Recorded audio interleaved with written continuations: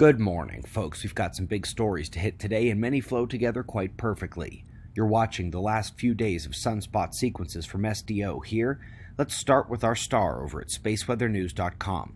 Southern Hemisphere just left of center. We're going to see one of the active regions pop as it tries failingly to eject a CME. This is very common in the first 2 years of the sunspot cycle, as those sunspots gear back up. Of course, we have been seeing some CMEs here and there already. The big story yesterday in the solar wind was a continued calm that extended into a full KP0 day. Our app sent out the cosmic ray health alert, which is indeed waning this morning due to the rise in KP, but only back to moderate levels so far. Folks, let's start the article news looking at Hubble's latest show of space. There are no fun-named galaxies in the shot, just long alphanumeric designations, but I honestly think they should nickname this one the Snail. I see the shell, head, and antennae, and it looks like it's crawling up onto a rock. Do you see it too? Let's pair our next two stories together. First, studies are showing the best place for life on Mars could have been way underground. This would complement known microbial abundances underground at Earth, which are thought to eclipse the number and weight of all but the insect kingdom on the surface. And further down that road today is the discovery of earthly microbes in wickedly unfriendly conditions, again way underground.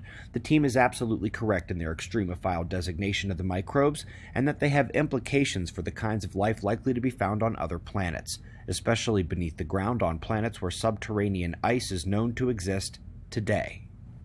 Earth processes up next. First, we have the presentation of magnetic anomalies before the largest Chile earthquakes of the last decade. This is directly in line with Chapter 7 of our textbook, where electromagnetic precursors snitch on the seismicity beforehand. Folks, we've been waiting for the full release of the cold climate bomb from the Beaufort Gyre, but today we're looking at a different and short-term change in the flow pattern from 2017. If you recall the record thick and rough Arctic sea ice from that year, it was indeed caused by a temporary reversal of the gyre. It was not the full release that has the potential to cause major global cooling, just a little blip and a record set for ice in the Arctic. Folks, we are jumping back in time to remind of just one example of the magnetization reversal of an entire object via electric forces. Back then, it was the application of the field, and today we see it elsewhere with voltage control.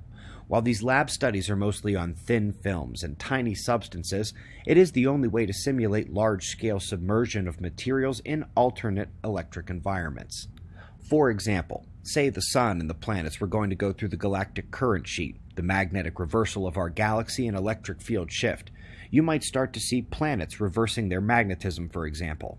That will nicely dovetail into our top two stories. First, we're going back 250,000 years, and they're now able to pick out the magnetic excursions that happened back then too. By the way, best guess is we've had 50 to 60 magnetic excursions since the last full Cron reversal 800,000 years ago. They also noticed that the field sometimes recovers strongly, and sometimes, well, it's a rough age in general. But the same team also decided to focus a separate analysis on more recent events, and their primary discovery is a slightly older new redating of the Blake excursion event. But when looking at their data, we clearly see, yes, that event, sure, it's one of the worst on record, but also evidence of the Vostok Greenland event at the left. The thin vertical line next to it runs through the Toba event, and we also have a couple other events that may be present in the middle, even with their placing a question mark to identify those data features. Time for a preview of the new book, which covers the next ongoing excursion among other things, and suggests that there were more excursion events, and they've been waiting to be discovered. During the exact time frame, these scientists, and probably your eyes a moment ago, were saying maybe there's more in here. The events between Toba and Blake have not been officially discovered, but if the cycle persisted back before the passage of a red binary system called Shoal's star during the Toba event, then those other excursions should be there, the question mark lines in orange and red. Maybe they were just discovered. We greatly appreciate your support. Folks, both our textbook and the pre-order of our newer book are found at otf.cells.com. We've got your wind maps and shots of our star to close. Subscribe because we'll do this all again tomorrow, right here, but right now it's 5:05 a.m. in the new Valley of the Sun. Eyes open, no fear. Be safe, everyone.